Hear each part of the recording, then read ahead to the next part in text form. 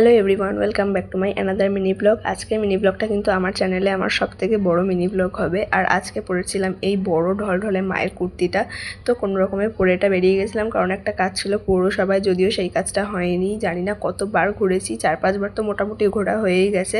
দেন চলে গেছিলাম মায়ের ব্যাংকে একটা নতুন পাসবুক নিতে। পাসবুক নিয়ে ফটো লাগিয়ে সমস্ত সাইন করিয়ে নিয়ে বইটা নিয়ে বেরিয়ে গেছিলাম আপডেট করাতে।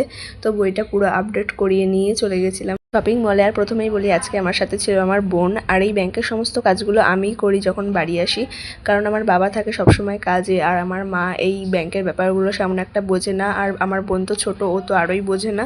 তো আমাকেই করতে হয়। তো ওকে এনেছিলাম, ও ফার্স্ট টাইম ব্যাংকে আসলো। গরমের মধ্যে হেঁটে বিধ্বস্ত হয়ে ঢুকে গেছিলাম বিশালে। একটু এসির হাওয়া তো পাবো, আর কিছু জিনিস পছন্দ হলে নিয়েও নিতে পারবো।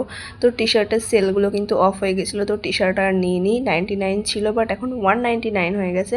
তো এই ব্যাগগুলো দেখছিলাম। এই ব্যাগ যদিও একটা আছে যেটা বোনও আমাকে দিয়েছে, তো এটার আমার আর দরকার ছিল না। কিছু কিউট কিউট ব্যাগ দেখার পরে চলে গেছিলাম সানগ্লাসের সেকশনে, যেটা আমার বিশালে আসলে মাস্ট। আর আমার মুখে কিডস সেকশনের সানগ্লাসগুলোই একদম ফিট আসে, বড়দেরগুলো নিলে না বেশি বড় বড় লাগে। তাই কিডস সেকশন থেকে কিন্তু আমি সানগ্লাসটাও নিই জামার মতোই।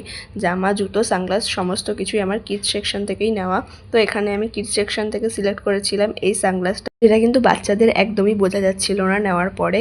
আর কালারিংগুলো নিলে একটু অড লাগতো দেখতে, তাই আমি একদম ব্ল্যাকটাই নিয়েছিলাম। আর দামও কিন্তু কম পড়েছিল, যেহেতু কিডসদের সেকশন থেকেই নিয়েছি। দেন কিছু অ্যাক্সেসরিজ দেখছিলাম, এখান থেকে পছন্দ তো হয়েছিল, বাট মনে হচ্ছিল দামটা একটু বেশি লেখা আছে, তো আমি নিইনি। আমি একটু বাজেটের মধ্যেই চলার চেষ্টা করছিলাম, যেহেতু আমার সাথে বোন আছে, ও টুকটাক বায়না করবে যদি কিনে দিতে হয়, সেই জন্য আমি সামনে একটা শপিং করে নিই। দেন চলে গেছিলাম ব্যাগ দেখতে। ব্যাগও আমার প্রচুর হয়ে গেছে, প্রচুর কালেকশন হয়ে গেছে, তাই জন্য আমি আর নিইনি। যেটাই নেব সেটাই প্রচুর হয়ে গেছে। তো মায়ের কাছে আর বরের কাছে দুজনের কাছে আমাকে কথা শুনতেই হবে। তো সমস্ত কালেকশন দেখে টুকটাক জিনিস কেনাকাটা করছিলাম। আর এদিকে উঠে পড়েছিলাম লিফটে, কারণ আমরা যাব একদম 3rd ফ্লোরে। আর এখানে আমার বোন তো লিফটে উঠে ভয় পাচ্ছিল বিশাল। যখনই লিফটটা উঠেছে তখনই ও কিন্তু আমাকে চেপে ধরেছিল ভয়ে। 3rd ফ্লোরে উঠেই চলে এসেছিলাম বাচ্চাদের এই খেলনার সেকশনে।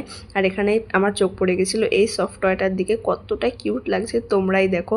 আর এটা কি আমাকে কমেন্ট করে জানাও। আমার তো বেশ দারুণ লেগেছিল, কিন্তু কে আমাকে কিনে দেবে, এখানে কেউ কিনে দেওয়ার মতো নেই, আর অনেকটা দাম ছিল। সংসারী মানুষ হয়ে সংসারের জিনিসপত্র দেখতে চলে এসেছিলাম। আর এগুলো দেখার পরে চলে গেছিলাম খাবারের সেকশনে।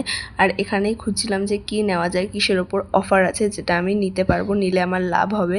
তো এখান থেকেই খুঁজে খুঁজে ফাইনালি পেয়ে গেছিলাম এই চকলেট মিল্কশেকগুলো, যেগুলো ছিল একটার সাথে আর একটা ফ্রি। তো এটাই দুটো নিয়ে নিয়েছিলাম। আর বোন এখানে দেখছিল এই বড় বড় জিনিসগুলো, যেগুলো আমি ওকে দিতে পারবো না। আমি তো আমার পছন্দের জিনিসগুলো নিয়ে চলে গেছিলাম বিল কাউন্টারে বিল করাতে। আর ওখান থেকে একটা চকলেট মিল্কশেকও বোনুকে দিয়েছিলাম। আর এই সানগ্লাসটার দাম ছিল মাত্র 79।